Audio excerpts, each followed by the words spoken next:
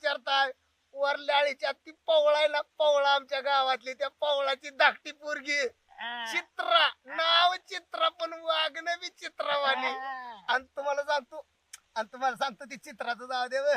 चित्रानं खतरा दिला की लगेच दुसरी वरल्या आळीची सुमित्रा काय नाव.